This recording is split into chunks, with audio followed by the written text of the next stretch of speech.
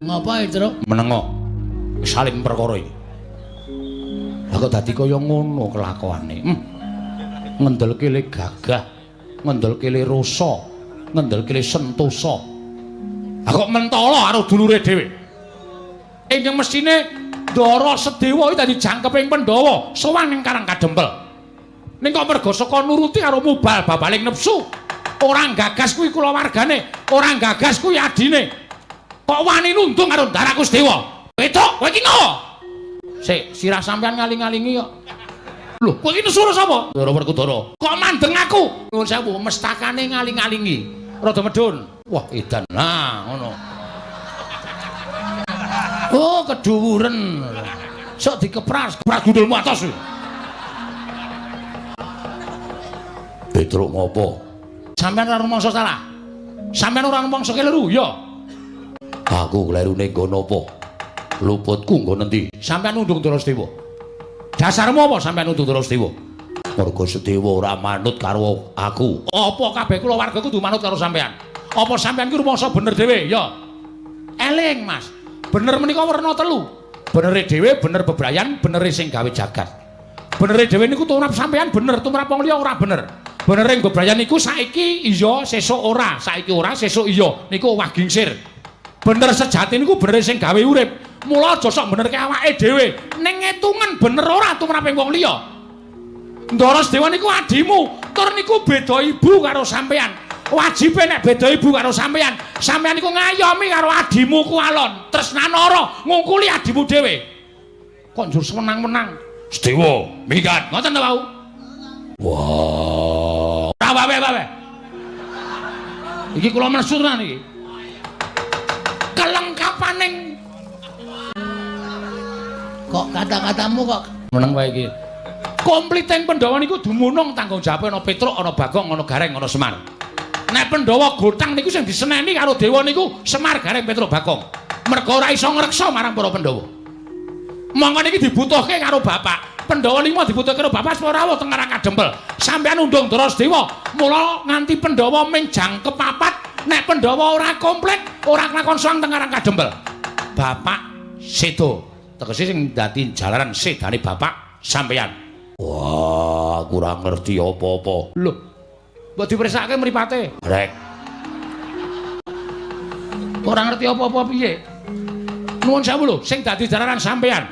Ora ngerti kencanggipun lelakone bapakmu. Bapakku lara. Isane mari Pandhawa rawuh teng Karang Kadempel 5 cacahe sinambi mundi pustaka Jamus 5 Sada.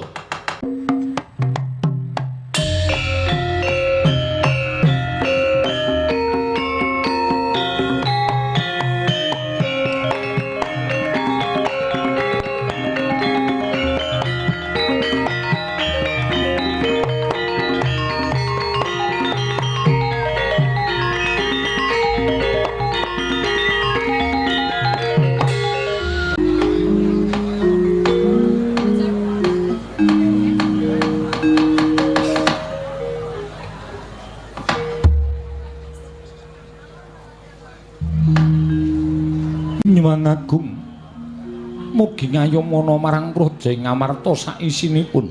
Nun mangke Koko Prabu dereng sawetawis dangu rawuh paduka Kanjeng Koko Prabu jimat semban kula.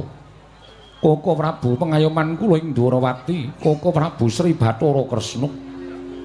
Sarawuh paduka Kanjeng Koko Prabu kula ngaturaken pasegan panakrami kunjuk sandhapada paduka Kanjeng Koko Prabu jimat semban kula. Koko Prabu pengayoman kula ing Dwarawati. Ya jagat pangestungkara wayah Bathara jagat. Lho nggih, Yai. Sakalangkung bombong raos sing manahipun ing Raka ing Dwarawati, dupi kula tampi timbalanipun kadang kula Yai Prabu Darma Kusuma. Asung maseganipun paduka Yai sampun kula tampi karya bombong raos sing manah. Namung kepareng kula ngaturaken pudya pangastawanipun ing Raka kunjuk ngersa paduka Yai Prabu kadang kula ing Ngamarta. Koko Prabu, kula pun dinggo jimat paripih dayana ning kasantosan. Mugi keparenga pinarak ingkang langkung sekeca wonten ing Datulya Praja ing Ngamarta dinten sakmangke menika Koko Prabu. Yai, sampun boten kirang prayogi pisawanipun Rakanta ing Dwarawati wonten ing Praja Ngamarta titi kalenggan sakmangke menika Yai. Koko Prabu kasinggihan mekaten miwah Koko Prabu Mandura Sarawa Paduka rayi para Ngamarta ngaturaken karaharjan tedhak paduka wonten ing praja Ngamarta Koko Prabu Baladewa jagat wasisaning Ubatara wayah tur jagat Pathik Indra Jaladewaku Yai sakalangkung bombong raos manipun ing Raka ing Mandura dupi kula tampi timbalanipun kadang kula Yai Prabu ing Ngamarta sawanipun ing Raka ing Mandura tansah pinanganing kawidadan niring Sambikala durga mendhak kala sirna namung kepareng kula ngaturaken salam taklimipun ing Raka kunjuk ngersa paduka Yai Prabu kadang kula ing Ngamarta Yai Prabu Darma Kusuma kula pun dicundhaka panglingga murda amawahono kabagyaning gesang kula Koko Prabu mboten langkung kaskecakna pinarak ingkang langkung sekeca wonten ing praja Ngamarta kawula nun sampun boten kirang prayogi pisawanipun ing Raka ing Mandura dinten sak mangke menika Yai Prabu kadang kula ing Ngamarta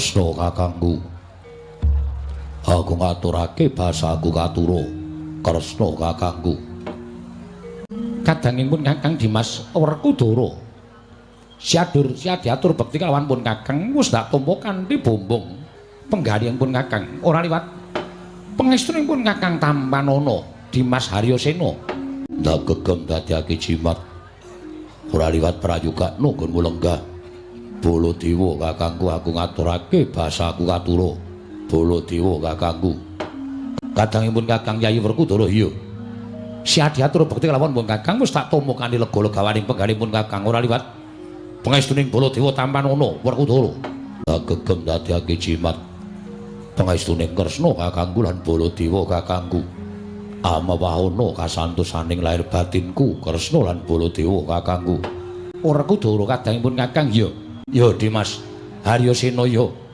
kaya prayoga aturing siading Mandura lawan pun Kakang Mandura Koko Prabu nadyan ingkang rayi Madukara pun Arjuna kula ngaturaken sembah pangabekti kula kunjuk Koko Prabu Indrawati Janaka ndak tampa ora liwat pangestunipun Kakang Tampanana Arjuna kula mendingga jimat paripih dayana ing kasantosan Koko Prabu Baladewa kula ngaturaken sembah pangabekti kula kunjuk ya Janaka ndak tampa ora liwat pangestunipun Kakang Tampanana kula pundingga jimat paripih dayana ing kasantosan mugi sekecakna pinarak ingkang langkung sekeca Koko Prabu kekalih Arjuna kaya wis ora kurang prayoga ya Janaka kaya ora kurang kepenak praptaning Baladewa ning praja Ngamarta nadyan kula ngaturaken sembah pangabekti kula kunjuk Koko Prabu kula ngaturaken sembah pangabekti kula kunjuk ya kembar tak tampa ora liwat pangestunipun Kakang Tampanana Nekula Sedewa ya kembar wis dak tampa silatur bekti kalawan pun Kakang ora liwat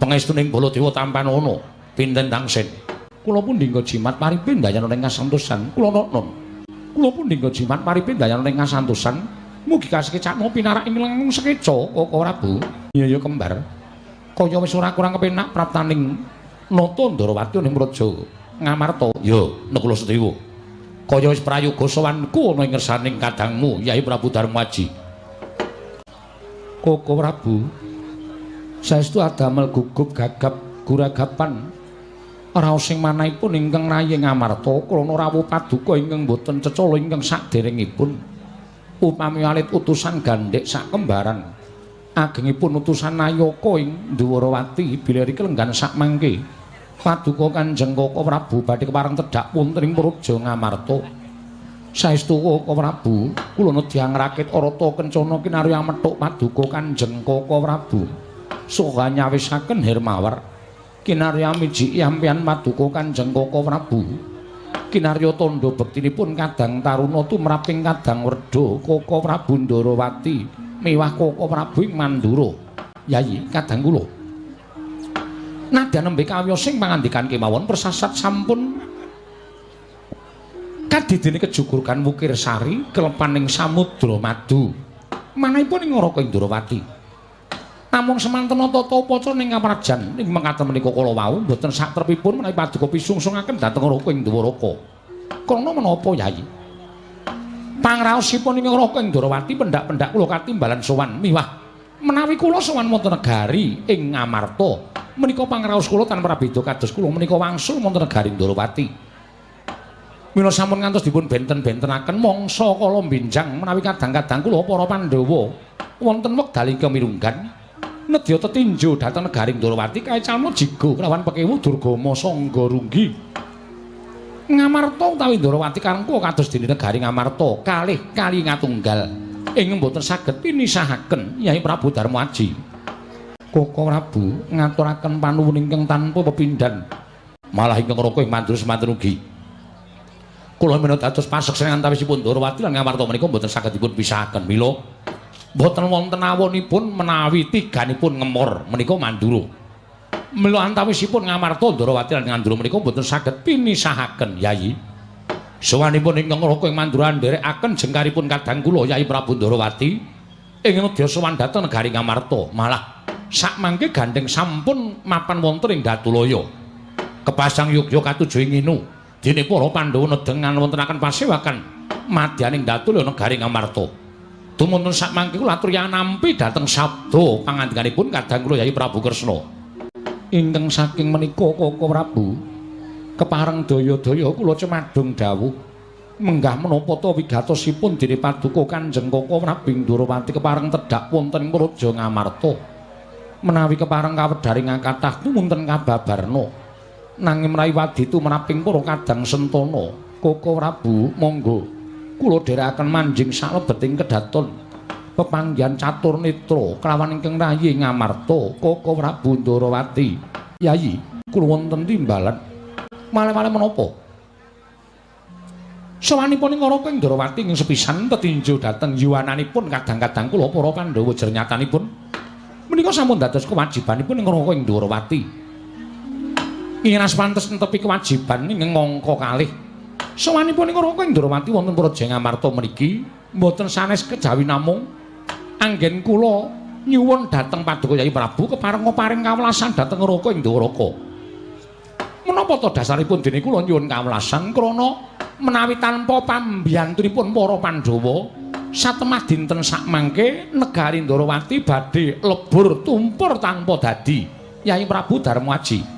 Mila sawanipun Raka Indrawati dinten sakmangke namung badhe nyuwun senjata pitulung tumbak kenceng pring kadang-kadang kula para Pandhawa supados berat penandang ing sinandang wonten ing Praja Indrawata Yayi Prabu Darma Aji. Anjrah ingkang Puspitorum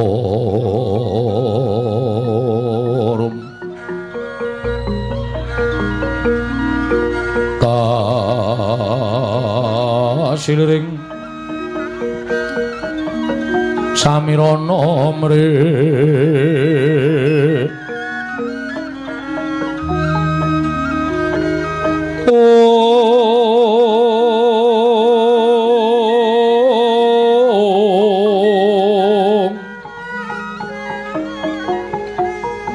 sekar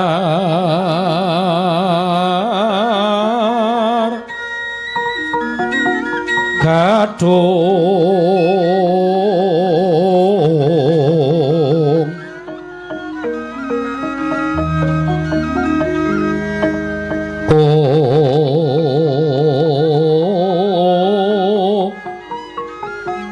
ngas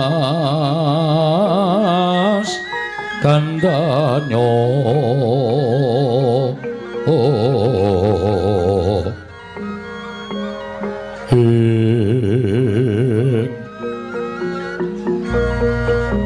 maweh raras renaning driya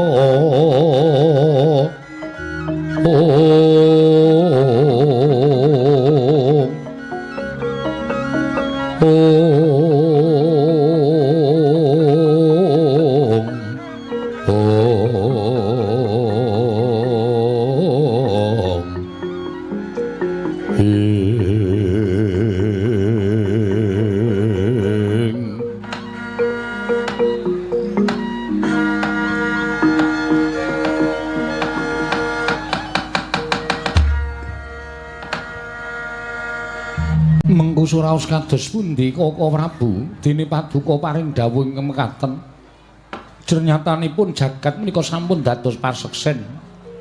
Ngibaratipun Pandhawa menika ngendika seklimah tindak sepecak boten nate kantun tansah tetarosan lan paduka Kanjeng Koko Prabu. Paduka minangka dados surya pepajaring para Pandhawa. Paduka minangka dados panuntuning para Pandhawa. Tetela mekaten ya sing pangandika paduka. Nyuwun senjata pitulung tumbak kenceng dhateng para Pandhawa. Yayi, apan mekaten ing kedah kelampah. Jernyatanipun menawi boten para Pandhawa ingkang suka pitulungan dhateng Raka Indrawati tan mande. Samangke paduka Yayi Prabu badhe mentala nyumurupi leburing Praja Indrawati. Krana saking menapa dene paduka paring dawuh mekaten. Yayi, mugi andadosna ing kawuningan. Sampun wonten 3 candra tanglengan ingga dinten sakmangke menika negari Indrawati kados nampi welaking Jawata. Kathah para kawula ingkang enjing sakit sonten ketiwasan, sonten sakit enjing kapralaya. Mongko sampun boten kirang-kirang nggen kula ngrawuhaken para Brahmana winasis sewa sugata miyang para nipuna supados nambak rengkaning praja parandene katindakaken gagar wigar tanantuk karya. Mangsa kula ingkang sampun ngatetepaken ingkang Raka nglampahi prihatos. Wancinipun anggara kasih kula sarenalite sesemek ron raja mula bebantal bata sarembang. Wonten ing madyaning alam pasumpenan kula nampi sasmitaning Jawata ingkang dumeling wonten ing Karna. Bilih negari Ndrawati saged waluya nirmala temah jati, jati temah mulya. Menawi para Pandhawa ingkang suka sakbiyantu bot repotipun ing Raka Indrawati. Nuwun pamunten. Mboten nampi aku lara babar pisan dhateng ngaturipun Nyai Kresna babar pisan mboten. Nalika semanten kagiat raos semanipun ing Raka ing Mandura. Dupi kula tampi sowanipun kadang kula ing Ndrawati. Sareng kula dangu. Menapa ta sababipun Nyai Kresna teka sowan dhateng negari Mandura? Kanthi pegat-pegat aturipun Nyai Prabu Kresna piyambakipun matur dhateng Raka ing Mandura supados sakmangke ingkang Raka andherekaken sowanipun kadang kula Nyai Prabu Ndrawati dhateng negari Ngamarta kinarya saksi tama badhe aturipun Nyai Kresna ingkang tunduk paduka Nyai Prabu Samyaji. Sanget boten kinten menawi negari ing Ndwarawati ketaman pagebluk ingkang madal sairing usada. Yayi, mboten nama kula badhe ngetingal-ngetingalaken lelabatanipun Nyai Kresna babar pisan mboten. Mboten nama kula badhe menika ngetok-ngetokaken lelabuhanipun Nyai Prabu Kresna menika babar pisan mboten. Namung sampun marambah makaping-kaping pendak-pendak Pandhawa nika nampi pepeteng Nyai Prabu Ndrawati ing saged madhangaken Pandhawa nampi ribet. Nyai Prabu Ndrawati ing saged ngudari ribet menika kala wau. Mila sampun satrepipun menawi paduka Nyai Prabu tumunten suka sakbiyantu dhateng kadang kula Nyai Prabu Kresna. Koko Prabu wonten dawuh. Ing kanyatanipun Pandhawa mboten badhe selak. Namung gandeng Pandhawa menika gangsal cacahipun. Menawi kepareng sakmangke paduka Kanjeng Koko Prabu suka paring dawuh tumunten ingkang rayi Ngamarta.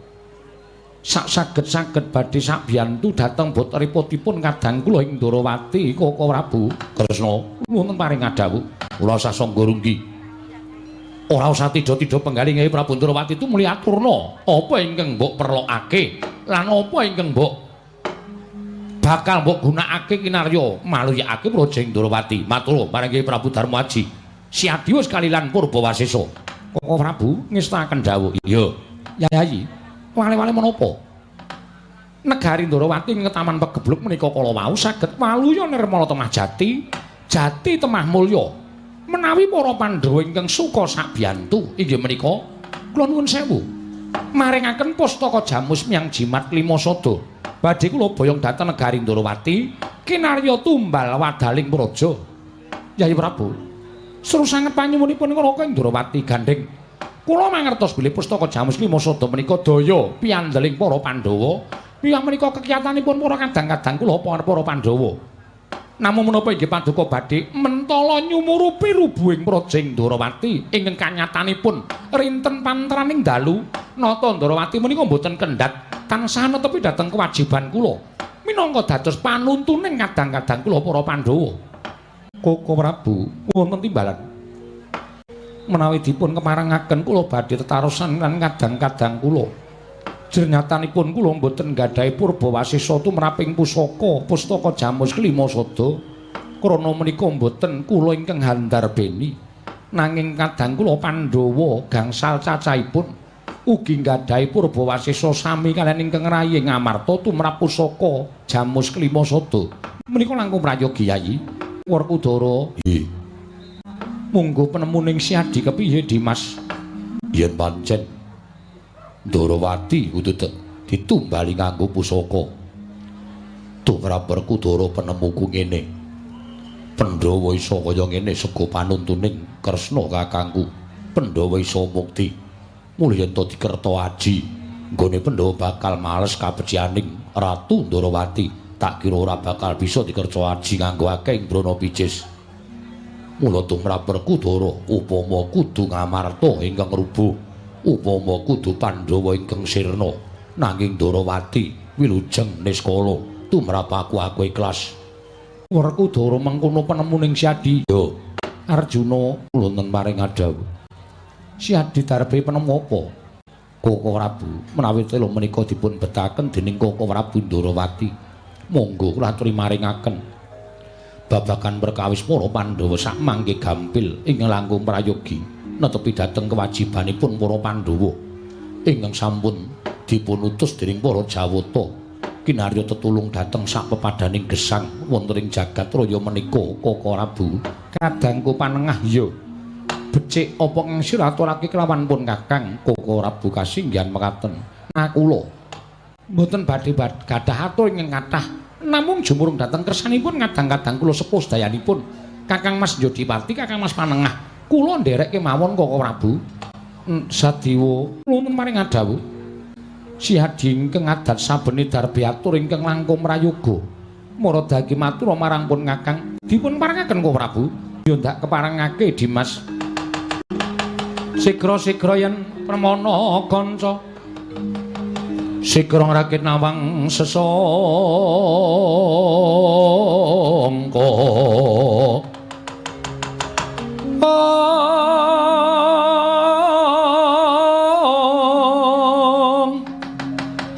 Nalindra Mekmarwa sing sang katriku mulung mangrempak ing wadya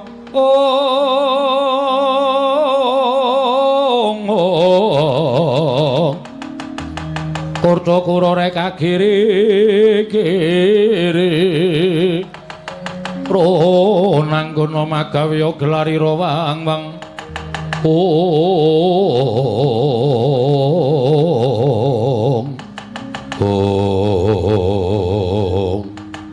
Nonamit pasang kaliman tabir tinebene ngilodoni dumawahing tawang tuwang gandeng sampun wonten palilah saking Maduka Kanjeng Koko Prabu klilanana ingkang rayipun wragil munjuk atrasa Maduka Kanjeng Koko Prabu. Iya kadangku Sadiwa Si Adi darbe atur menapa kula mapunten. Sewu-sewu kalapatanipun ingkang rayi tadah wadana menawi pemanggihipun ingkang rayi ragil. Menika radi benten kan pemanggihipun kadang kula Kakang Mas Panenggak tuwin Kakang Mas Panengah. Karena kula nggadahi pemanggih piyambak Koko Prabu. Penemuning Si Adi kepiye Dimas mara diagi aturna marang pun Kakang. Kula nuwun sewu. Ingkang sepisan ngengi babakan pustaka Jamus Miyang Jimat Klimasada. Koko Prabu kedah inget. Koko Prabu kedah emut bilih pustaka Jamus Miyang Jimat Klimasada menika mboten kok panggesanganipun para Pandhawa piyambak menika babar pisan mboten. Nanging sedaya para kawula sak negari Ngamarta menika ngeyop dhateng pangawaosipun pustaka Jamus Miyang Jimat Klimasada. Mila menawi negari menika kecalan pustaka Jamus Miyang Jimat Klimasada tan wande badhe kathah sangganing para kawula ingkang samya nungsang puyang nggudel bingung gesangipun satemah nandhang kacintrakan agengipun badhe wonten inggih menika lelampahan ingkang gegirising tumanduk wonten negari Ngamarta. Mila Koko Prabu menawi paduka badhe maringaken pustaka Jamus Miyang Jimat Klimasada menika dhateng sinten kemawon menika kedah dipun taliti ing langkung hormati dipun gelar tuwun dipun gulung sampun ngantos tuna ing tembe wingkingipun. Sedewa kula maring adhawuh nanging ingkang ngampil pustaka Jamus Miyang Jimat Klimasada kuwi Koko Prabu Ndarawati mongko bakal digunakake kinarya nambak pelaking jagat ing tumanduk ana ing Projeng Ndarawati. Apa kaya ngono kuwi ora jeneng tetulung marang sak pepadane. Kula nuwun sewu menawa paduka badhe ngiklasaken negari Ndarawati reja mulya ayem tentrem nanging paduka kecaran pustaka Jamus Miyang Jimat Klimasada wekasan nyengsarakaken sedaya para kawula sak negari Ngamarta. Kula nuwun pangapunten lho. Mboten ateges kula menika badhe nyentulani rembakipun Koko Prabu Ndrawati menika babar pisan mboten jer menika kadang kula werda ing mesinipun kula tansah ngestu padha. Nanging kula nuwun sewu, saenipun sak menika ngaten kemawon. Negari Ndrawati dipun taliti langkung permati lang rumiyin. Dipun titi preksa. Menawi saestu negari Ndrawati menika taman pegebluk, monggo anggenipun paduka badhe marangaken pustaka Jamus Myang Jimat Lima Sada. Nanging paduka negaken kathahing para kawula negari Ngamarta angka sepisan angka kalih. Menawi paduka Kanjeng Koko Prabu badhe negaken negari Ngamarta menika rebah. Lajeng aginanipun menapa Pandhawa anggenipun namangun negari Ngamarta tuwin dados pepayunging para kawula sak negari Ngamarta. Menawi paduka ngiklasaken pejahipun para kawula nanging paduka ngawrataken dhateng kawontenan negari Ndrawati. Kula nyuwun pamunten. Nalendra menika wong kang sinampiran pakaryan nyekel kendho kencenging pernatan amis baci ning negara menika wonten pundhaking Nalendra. Dados menawi paduka Kanjeng Koko Prabu menika awrat kadang sepuh kula nuwun sewu. Tegesipun paduka menika sampun negaken dhateng kawula sak negari Ngamarta. Menika tumrap kula mboten adil, tumrap kula mboten saktrepipun paduka menika ndawahaken pangandikan maringaken ngambil wujuding pustaka Jamus Lima Sada dhateng Koko Prabu Ndrawati. Sedewa, wonten dawuh Gusto, petungan sing kanthi permati. Kyai Prabu Ndrawati sowan ning Projeng Ngamarta iki wigatine ming bakal nyuwun ngambil pustaka Jamus Lima Sada. Kinarya tumbal wadaling Projeng Ndrawati. Merga kanan Ndrawati ke taman pegebluk, akeh para kawula ingkang esuk lara sore tekaning pati, sore lara esuk ketiwasan. Bisane waluya nirmala temajati ento timbalan pustaka Jamus Lima Sada. Lah kok pusaka ora mbok wenehake ora mbok paringake marang Kyai Prabu Ndrawati karepmu piye? Kula nyuwun pangapunten. Menawi pusaka menika dumugi wonten negari Ndrawati, Koko Prabu tumunten negari Ndrawati Reja Mulya ical pageblukipun. Nanging kula nuwun sewu, tembung dinggo tumbal menika kula nuwun sewu lho. Menika apik-apike ming dipendhem menapa inggih jamak limanipun ing atasipun pusaka menika pengayomanipun para kawula sak negari Ngamarta. Kok namung badhe dipun dadosaken tumbal wonten negari Ndrawati tumunten sak mangke pusaka mboten wangsul malih. Ing mekaten negari Ngamarta badhe remuk-rempu dados bubuk. Kula ingkang boten ngiklasaken lan kula ingkang badhe anggondheli pusaka menika. Gose. Yen ngono sing dadi pepalang Kyai Prabu Ndrawati iki Sedewa. Nuwun pamunten, kula mboten dados pepalang. Kula namung matur sanipun Kanjeng Koko Prabu Puntadewa, saenipun negari Ndrawati menika dipun teliti rumiyin. Menapa inggih ketaman pegebluk menapa mboten? Lah nek tembungmu sing kaya ngono mau cetha, yen to kowe ora percaya marang Kyai Prabu Ndrawati, mboten perkawis pitados. Nuwun sewu lho. Namung sak menika saenipun dipun teliti. Mergi sak menika nuwun sewu mboten kula menika badhe wonten lan Koko Prabu Ndrawati. Menika mboten. Sak mangke menika kathah wong ngapus-apus, ngaku sedulur ning saktenane mungsuh, ngaku kanca ning tega nyuduk saka mburi menika kathah sanget. Mila kula nuwun sewu menawi paduka Kanjeng Koko Prabu Ndrawati badhe nyuwun ngambil pustaka Jamus Myang Jimat Lima Sada, kula nyuwun pamunten menawi kelilan kula badhe nitik rumiyin wonten negari Ndrawati. Wah, yen ngono cetha banget yen to kowe iki ngiwakake marang Kyai Prabu Ndrawati. Kowe ora percaya marang Kyai Prabu Ndrawati? Mbok senggo Kyai Prabu Ndrawati iki panjal maning musuh. Kula mboten matur mekaten, namung dipun parangaken kula menika cubriya dhateng sinten kemawon. Kedung jero iso dijajaki ning nuwun sewu, atining menungsa sapa sing ngerti. Kula nuwun pangapunten lho menika. Dewa, wonten dawuh. Wah. Njerweteh ya bedet sewu nepu kategalan. Ndrawili kaya grojokan ucapmu, Sedewa. Wonten dawuh, Mas. Aku Janaka Nekula mbarep wis padha sarujuk menehake pustaka Jamus Lima Sada marang Kresna kakangku. Lah kok dadi kowe kaya wong bocah pinter dhewe ngantaraning para Pandhawa. Kowe kaya wong sing ngerti marang kahanan sing durung kelakon. Keminter kemewat ucapmu kaya wong regem jimat kaya wani dilat wesi abang. Kowe iki ming bayi wingi sore kowe enom dhewe ana ing negara Ngamarta. Perangan Pandhawa sing enom dhewe ning bola-bali mesti kowe gawe kisra, bola-bali mesti gawe geger. Kula nyuwun pamunten, Mas. Kula mboten badhe damel kisra. Kula mboten damel geger, namung kula ngemutaken dhateng kadang-kadang kula sepuh. Wong gerang-gerang kok dimutke iki piye? Kowe iki bola-bali mesti kaya ngono lho, Sedewa. Kowe iki mesti nyuntulani rembaka Kyai Prabu Ndrawati. Kowe ping pira nyentulani rembuke Nata Mandura Prabu Baladewa? Kowe iki ora rumangsani nom dhewe. ning rumangsa kaya wong pinter dhewe. Wah, Dewa. Wonten dawuh. Ora sandadakaken gunem sing tanpa guna. Saiki tak jaluk ucapmu. Nggih, kula kadhawan menapa? Tak dangu. Kakang Mas badhe dangu menapa? Pustaka Jamus ki masa digawa Kresna kakangku. Entuk ora? Inggih. Inggih. Iya piye? Inggih nyuwun pangapunten menawi sedaya maringaken nuwun pangapunten kula mboten Mas. Wah, mboten piye? Kula mboten ikhlas. Lah, kuwi tegese kowe dadi pepalange Kyai Prabu Ndorowati. Yen kowe dadi pepalange Kyai Prabu Ndorowati tegese kowe ora nitek marang kabejane Kyai Prabu Ndorowati. Wong sing ora tau ngerti marang kabejane liyan kuwi mung kowe, Dewa. Wis ping pira Pandhawa diewangi karo Kresna? Pandhawa dipadhangake, Pandhawa dituntun karo Kresna kakangku. Ming nyilih pustaka Jamus Klima Sada wae cangkemmu cerewet. Nah, cangkeme cerewet senengane ora. Bayi wingi suruh seneng. Ora bumenika ngendika napa? Aku nek nesu sok ora cetha. Wong kadang-kadang tuwa kabeh padha ngerti, padha sarujuk. Meneke pustaka Jamus Klima Sada kok bayi wingi sore dadak kok kan cangkem ora. Iki Kresna. Nggih, kula ngertos menika kok Prabu Ndorowati. Lah kene ngerti. Apa ing atase Prabu Ndorowati ki nyuwun ngambil pustaka Jamus Klima Sada? Kinarya tumbal wadaling Praja Ndorowati kok ora entuk. Mapunten menawi dienggo tumbal menika namung dipun pendhem. Oh, dipendhem apa ora Kresna? Inggih. Oh ya wis. Mau ki aja omong nek aja dipendhem ngono. Masa kok tak takoni kok dipendhem kok nggih. Inggih nyatanipun badhe dipun petak wonten alun-alun negari Ndorowati oh Prabu. Lah, kuwi ming dipethak ora dipendhem. Nuwun mapunten dipun merapaken ming dipethak ora dipendhem. Nuwun mapunten dipethak menika saminipun sami kemawon dipendhem. Padha to? Sami. Beda kata-kata. Inggih. Wah. Ya ngandani yo. Dipendhem niku bakal dibalekake. Nuwun samapunten dipun konduraken benjang menapa? Sing jeneng apa-apa menika dipendhem wis ora bakal bali meneh. Dewa. Wonten dawuh. Pisanji iki aku nanting karo kowe. Inggih. Wis sarujuk apa ora? Nggih, nyuwun pamunten. Nyuwun pamunten, Mas. Ayo kagio muni ora. Kowe muni ora sarujuk tak saut tak banting mudar kowe.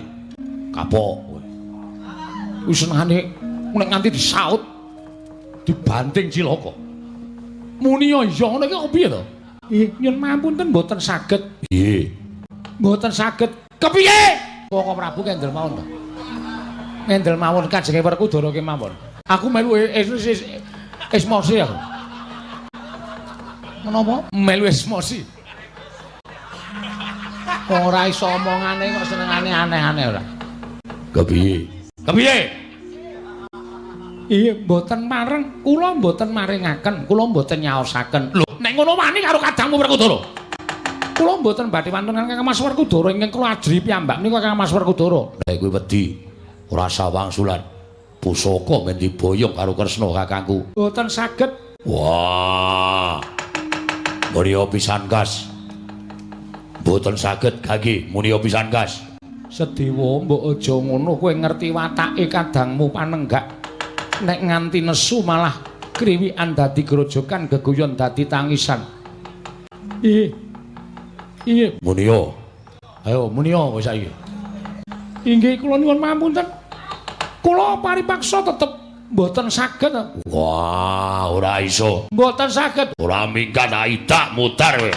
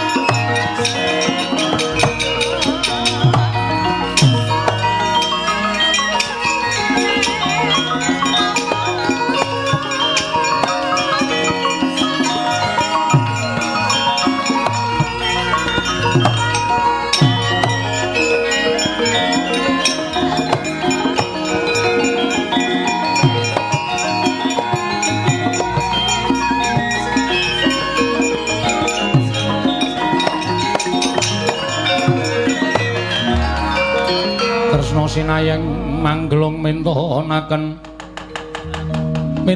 dewe kramanira kang kumitir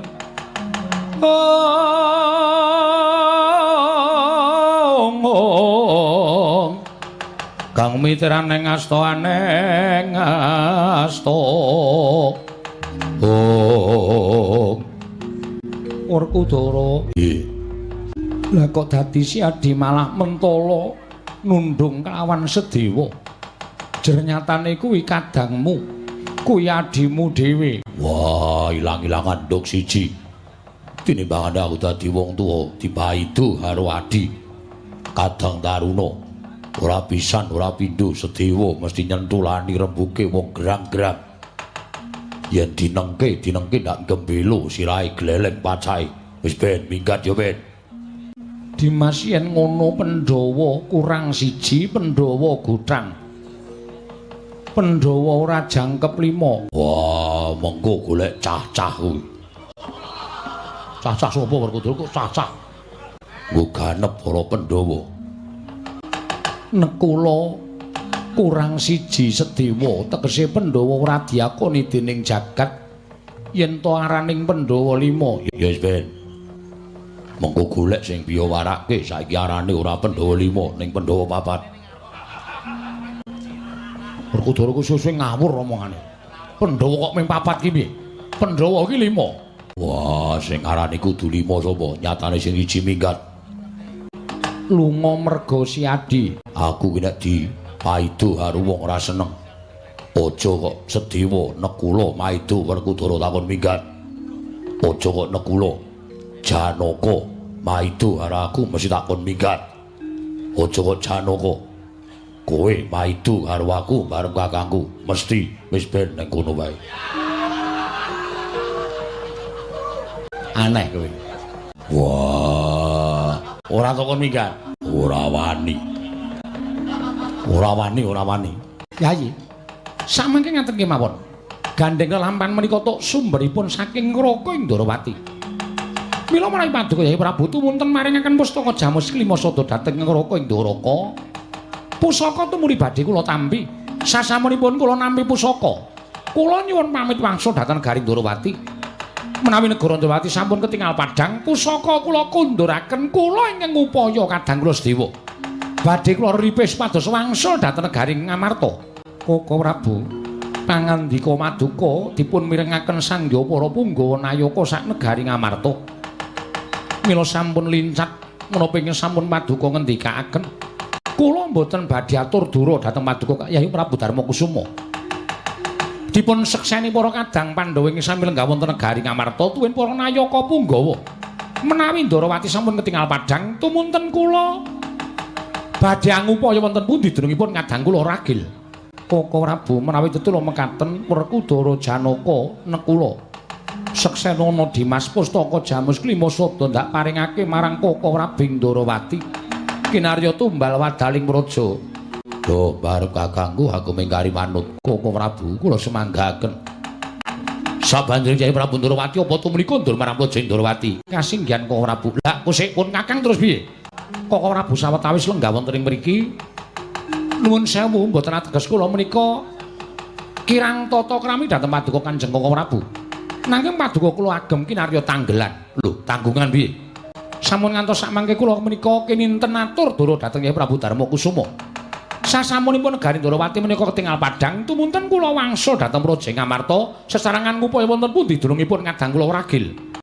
Ngono Kresna. Inggih. Yo, yen pancen kaya ngono pun kakang mungkari manut. Yayi tumuli kula aturi maringaken daya-daya kula nyuwun pamit. Monggo Koko Prabu kula aturi nampi pustaka Jamus Miyang Jimat Klima Sada.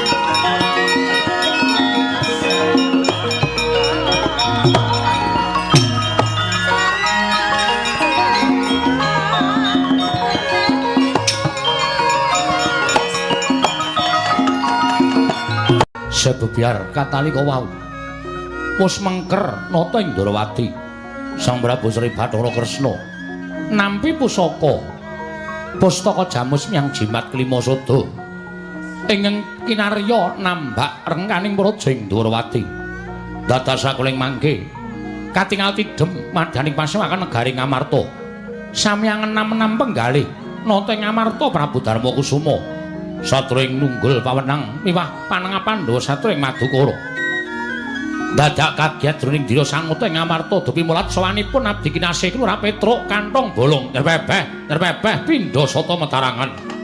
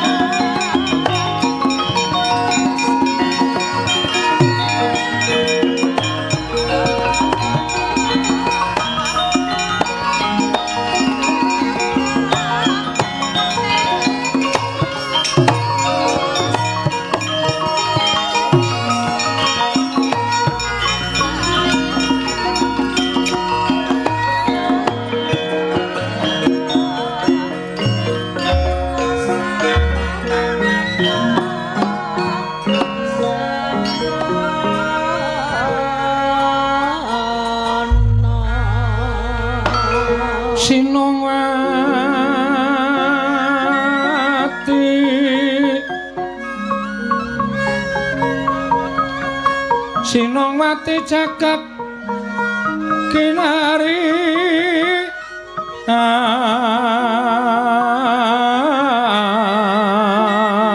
among mbak lumembak ombak ing samudra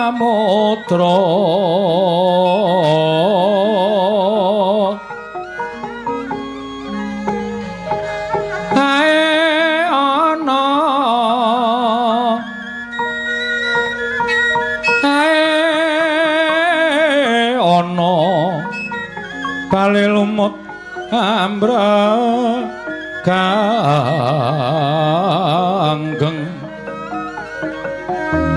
awita denceng dencengan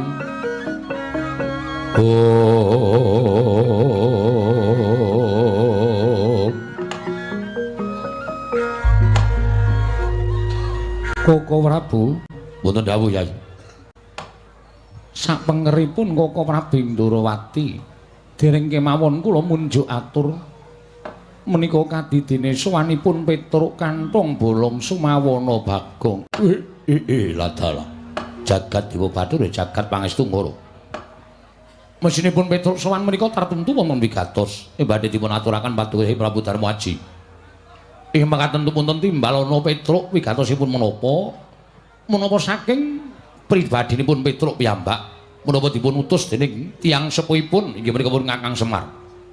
Yayi tumrap katimbalana ing Ngrakandya ngangluaken jangga nilingaken Karna midhangetaken ingkang tetela sabda pangandika paduka.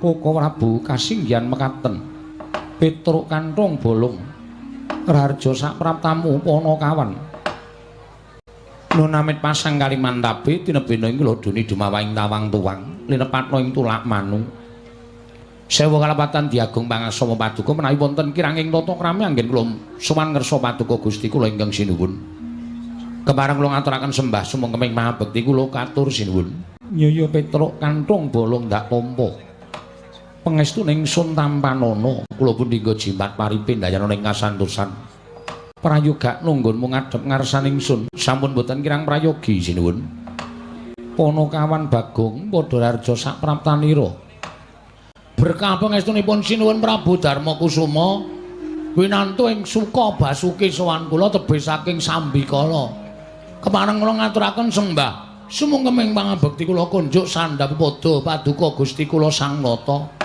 nyaya Bagong pangestuku tampanana kula pun dinggo jimat paripe ndayana ing kasantosan diprayogakno anggonmu sowan Bagong sampun boten kirang prayogi sinuwun Petruk kanthong bolong padha Rarja sak praptamu pangestunipun sinuwun Mandura wilujeng bekti kula kunjuk ya Petruk pangestuku tampanana kula pun dinggo jimat paripe ndayana ing kasantosan Bagong padha Rarja sak praptamu pangestunipun sinuwun Prabu Baladewa wilujeng bekti kula nggeden ya Bagong ndak tampa pangestuku tampanana kula pun dinggo jimat paripe ndayana ing kasantosan Petruk slamet tekamu wilujeng bekti kula kunjuk Bagong slamet tekamu wilujeng bekti kula katur Den yo tak tampa prayogakno nggone padha ngadhep nun inggih sampun boten kirang prayogi nun inggih sampun boten kirang prayogi Panakawan padha Rarja sapraptamu Petruk lan Bagong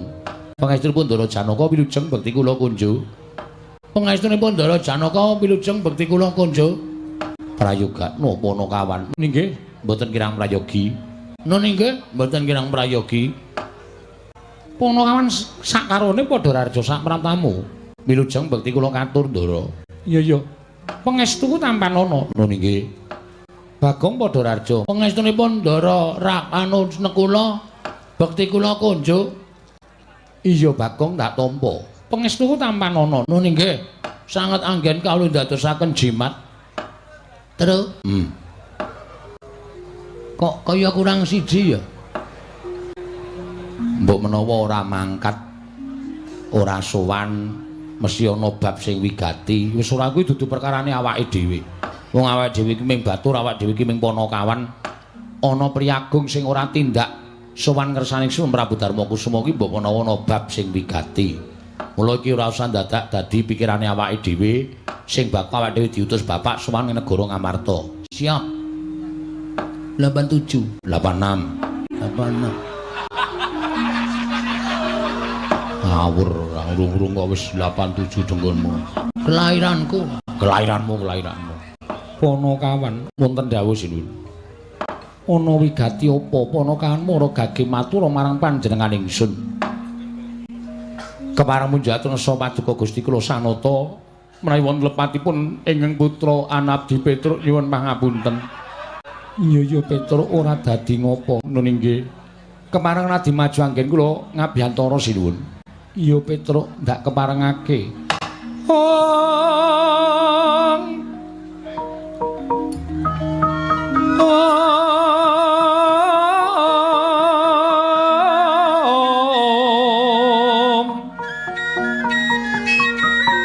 Punapa ta mirah ingsun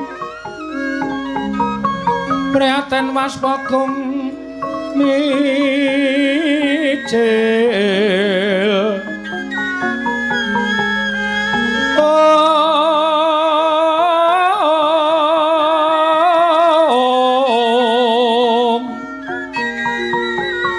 tudatan bo karya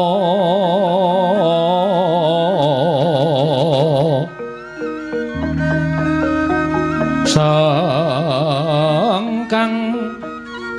rinemekan Gusti gelung rena sak sekarnya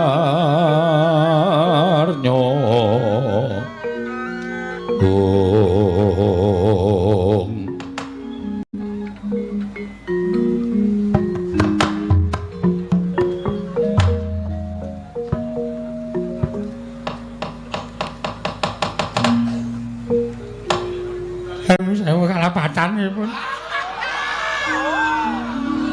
Ingin ngabdi tadah wadana sinuwun. Petruk gantung bolo.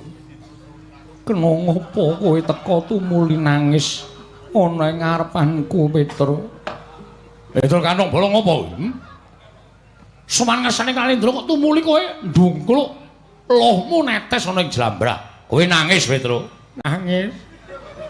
Oh, yang ngene kok madang. Ini iki ya nangis. Lah nangis sebabe apa, Matura?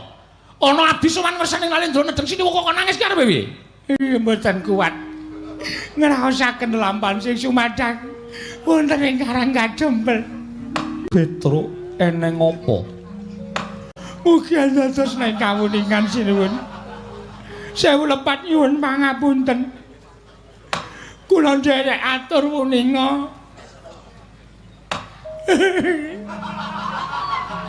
Petruk matura. Ora nangis Wegem. Ora iso nangis. Aku wis kentekan weluh. Lah ngopo? Kanggo nyauri debt kolektor. Ora lalu sudah aku ndak guyu. Mugi dados nek kawuningan. Bilih dinten semangkene ya bapak niku gerah. Bapakmu lara. Nggih. Kok sira ora nanting kelawan wong atuamu nyuwun priksa larane lara apa? Lho la iya. Ing atase kowe iki anake Semar kok ora tareng karo bapakmu ki lara apa? Yen pancen duwe lara ditambake sowanke pendhita Brahmana Resi Winasis. Goleke tombo, kowe iki anak-anak wis gerang-gerang, bapakne lara nangis. Kaya bocah wingi sore kaya bayi. Kowe iki wis tuwa, Petruk. Kowe wis gerang, kowe iki anak-anak. Sing jeneng wong tuwa kuwi dadi tanggungane anak nek anak-anake padha mentas kabeh.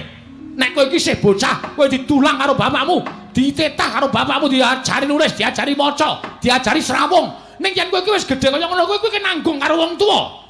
Ora wong tuane bareng wis tuwek lara, kok anake malah krembak-krembik. Kowe kudu mikir. Nggih. Kula ya wis ora kurang-kurang. Ning kula nangis niku merga larane bapak niku mboten baen-baen. Ora baen-baen piye? Bapak niku wis ora iso omong. Cangkeme perot. Ora kok. Ora. Bapakmu mboten saged omong, bapak niku ming teturon teng ngamben mboten purun mandhap. Nuwun sewu awake anyep kabeh. Monggo nek didumuk dadane niku jantunge isih enten, isih dakjuk-dakjuk. Ning pun mboten purun omong. Mripate ming menteleng ngemu banyu sajak nangis. Lha nyawang bapak niku wis kaya kunarpa. Ula sedih. Kula matur sanipun sinuwun Prabu Puntadewa mugi andadosna ing kawuningan. Langsung wae terus. Langsung piye? Sawanipun kula kalih Petruk nyuwun sumbangan. Ngagem resake bapak. Niku bapak kudu cek darah. Ya, Tru. Oh, apa? Heeh. Kowe wingi ra melu mresake kok. Sing mresake aku wingi tak becake. Terus dokter ngendika apa? Bapak kudu cek darah. Oh. Cuci otak. Waduh. Cuci ginjal. Sing terakhir bapak kudu cek son. Jackson menyaki cangkemmu. Niku sinuwun monggo sareng digunggung kalih dokter kandungan. Niku totale kathah sanget. Mila sowanipun Mbak Petruk kalih Bagong wonten negari Amartana sepisan ngaturaken saprasa. Apa, Gong? Soprosal. Proposal kali prokol. Niku nyuwun pengayoman ning sowan kula menika mboten kok perkara kula menika pengin ngaturaken Bapak gerah menika mboten. Bapak niku wau dalu niku mboten ditunggoni anak-anake niku jebul iso nulis layang. Bapakmu nulis layang. Nggih. Tulisane dhuwur dhewe menika Kertanyana medhot janji.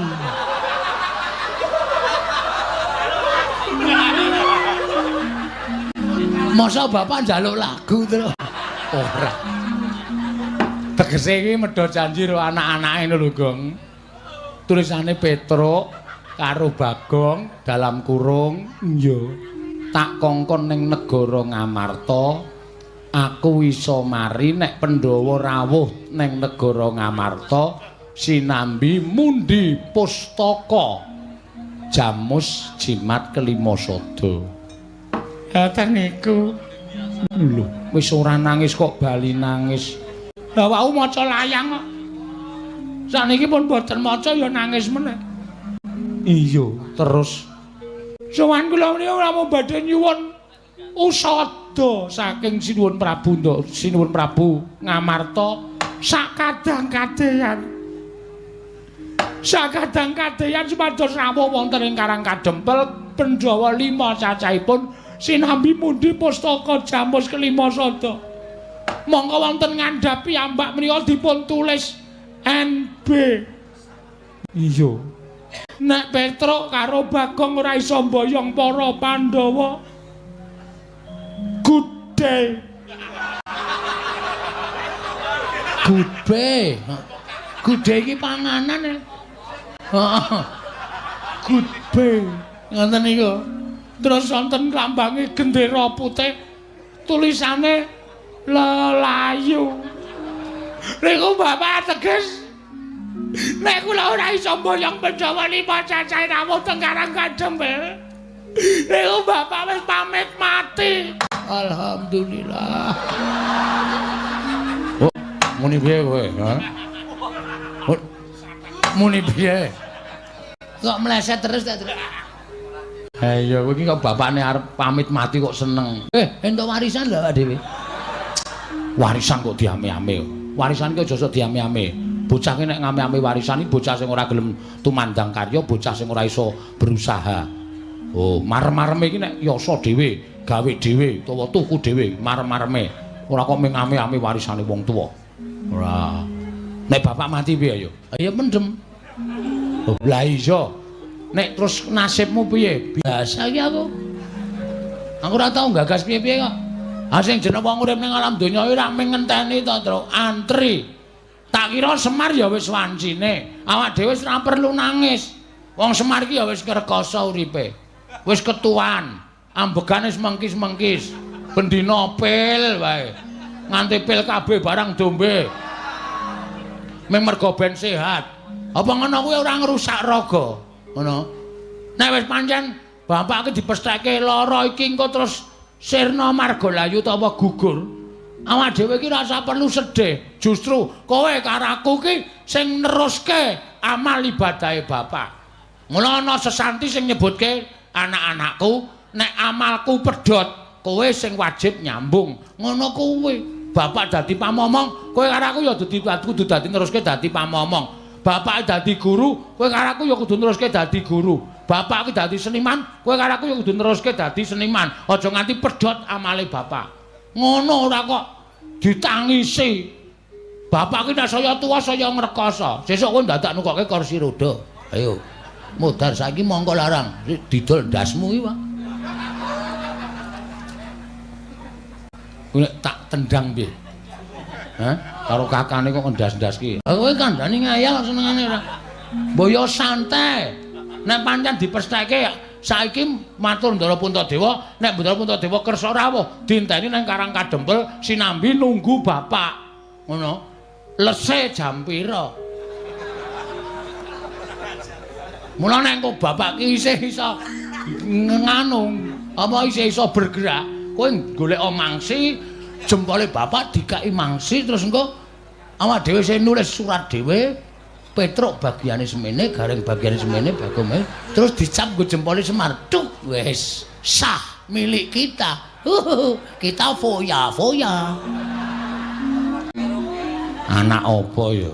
Anake Semar kok. Masamu anake sapa?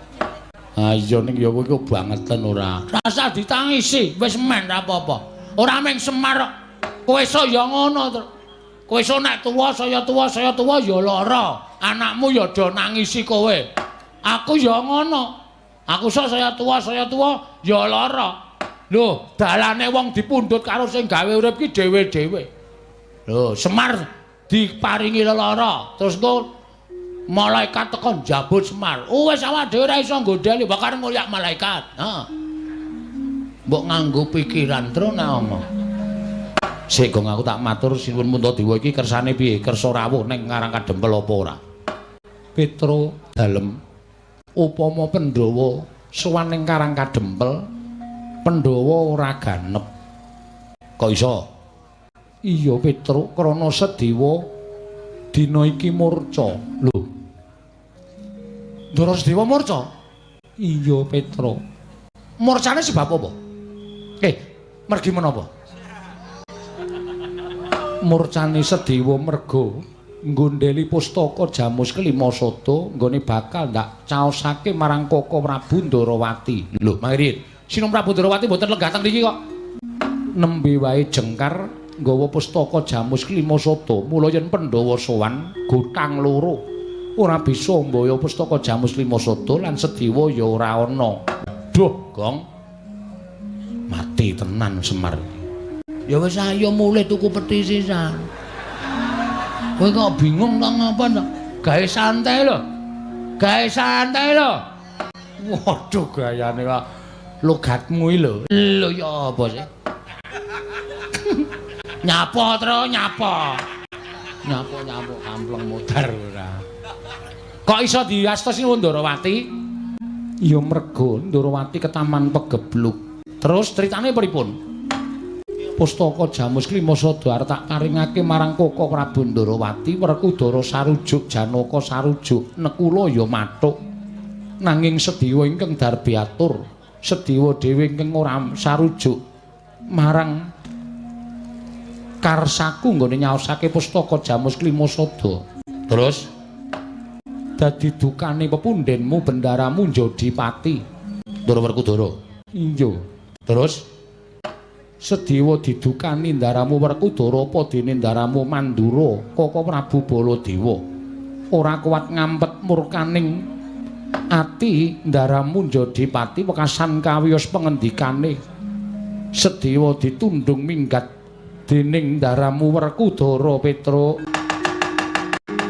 Jaja muntap lirik netap duka yayasinipe netra kocak ngundarandir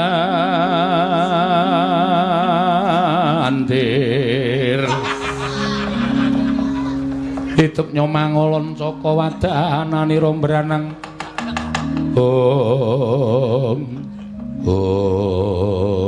ngapa Tru menengo saling perkara iki lha kok dadi kaya ngono kelakuane ngendelke le gagah ngendelke le rasa ngendelke sentosa.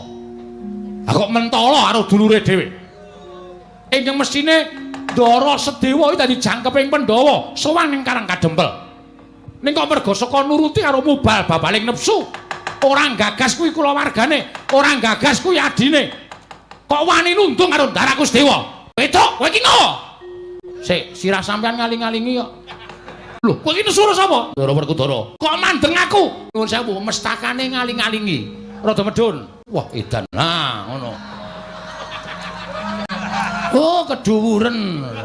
Sok dikepras gundulmu atos. Petruk ngopo? Sampeyan ora rumangsa salah. Sampeyan ora rumangsa keliru, ya. Aku klerune nggo napa? Luputku nggo nendi? Sampeyan nundung Ndara Sedewa. Dasarmu apa sampeyan nundung Ndara Sedewa? Merga Sedewa ora manut karo aku. Apa kabeh kulawarga kudu manut karo sampeyan? Apa sampeyan ki rumangsa bener dhewe? Ya. eling Mas. Bener menika werna telu. Benere dhewe bener bebrayan, benere sing gawe jagat. Benere dhewe niku tumrap sampean bener, tumrap wong liya ora bener.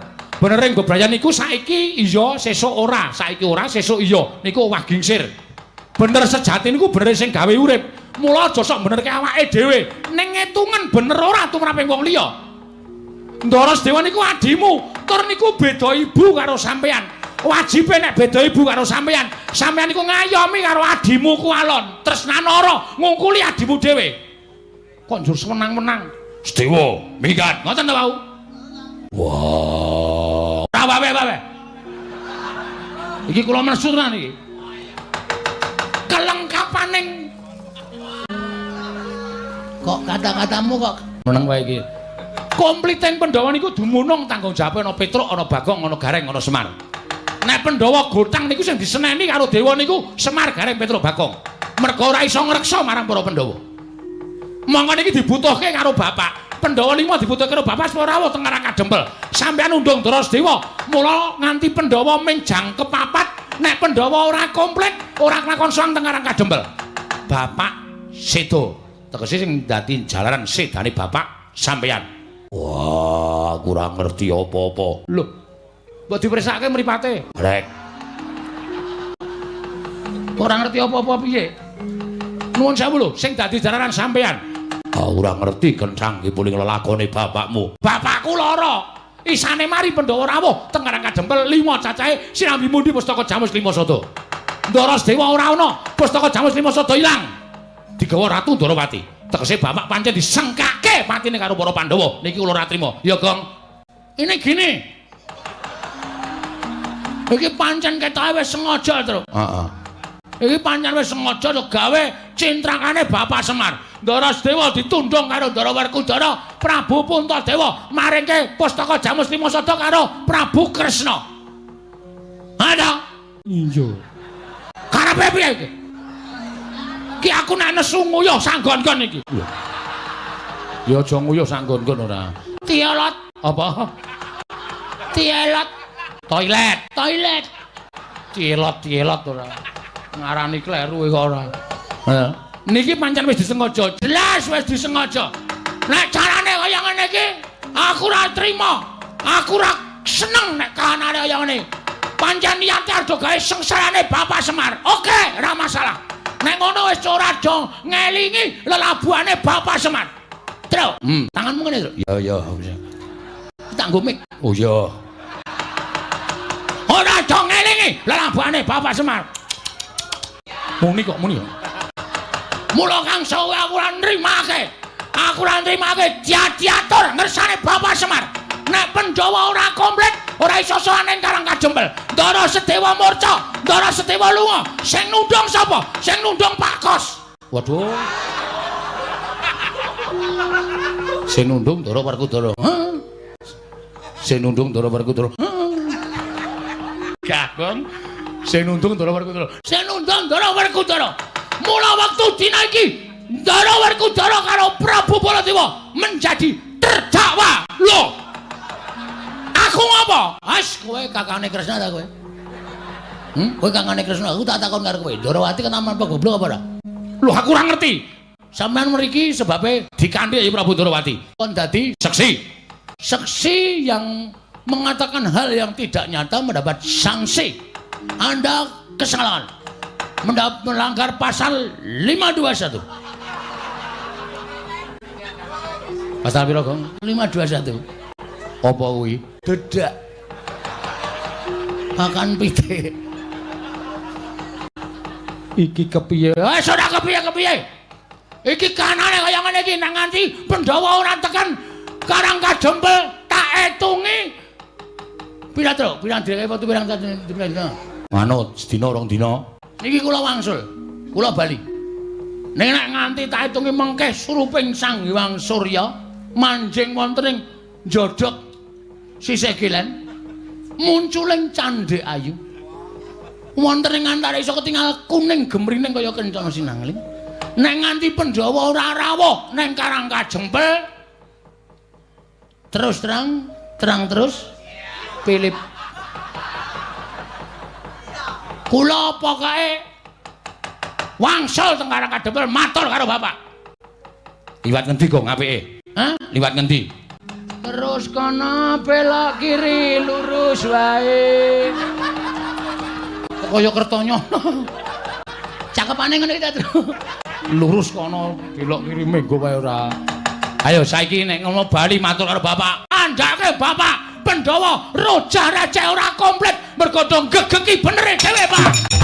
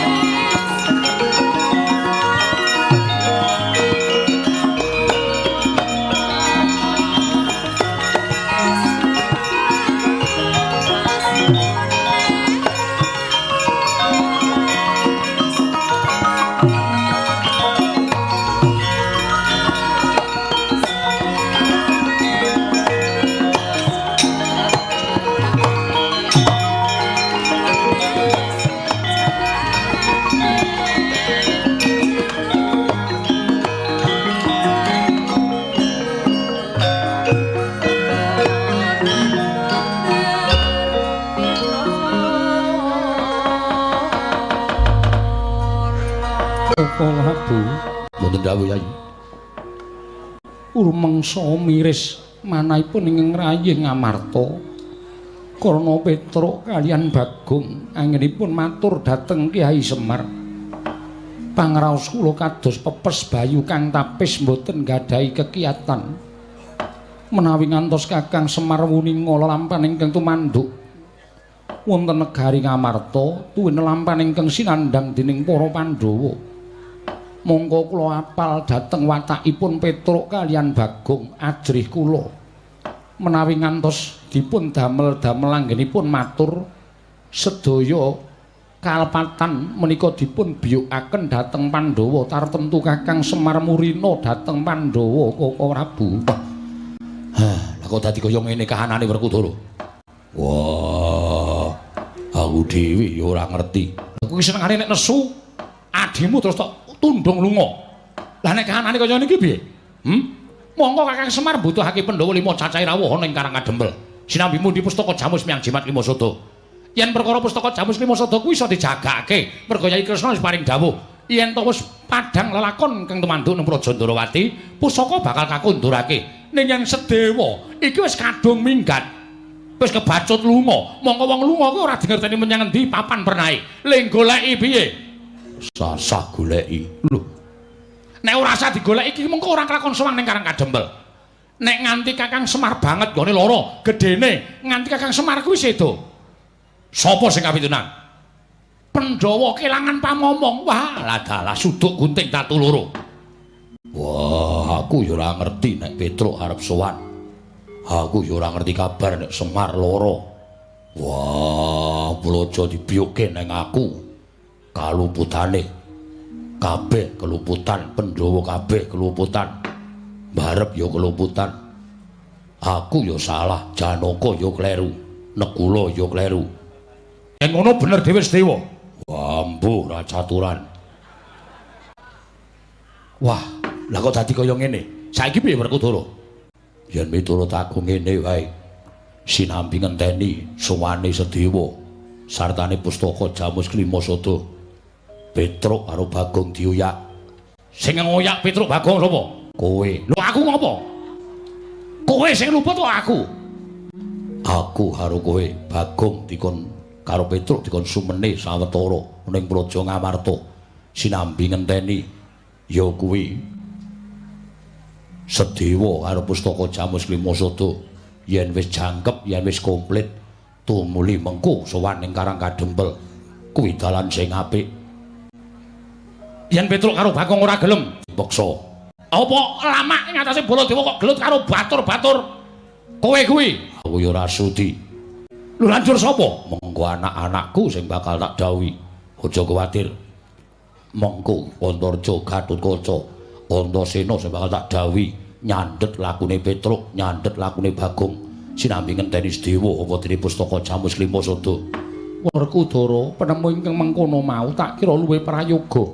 Tegese supaya kabeh mlaku kanthi becik ning aku njaluk ya Dimas. Nggonmu dawuh kelawan anak-anakmu aja nganti nyikara kelawan Petruk lan Bagong. Ora bakal aku dawuh anak-anakku nyikara lan Petruk karo Bagong. Sing becik-becik wae itu manjane laku. Iya Dimas Werkudara. Nah itu lho mekaten Yayi. Sampun wonten margi ingkang sae. Tumulun sakmangke kelilanana ingkang loko madal pasilan. Babar pisan sampun paripurna. Madyan pepanggihan Datulaya Kaka Prabu ingkang rayi nedya kundur ngedaton.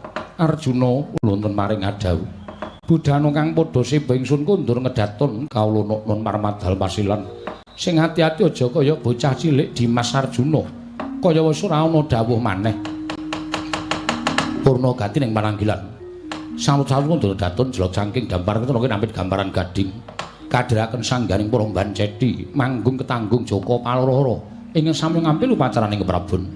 Kawis tinggal saking Mandura tindaknya Sri Naranata. Lamun katinon saking Mandrawa kaya tansah ubayane.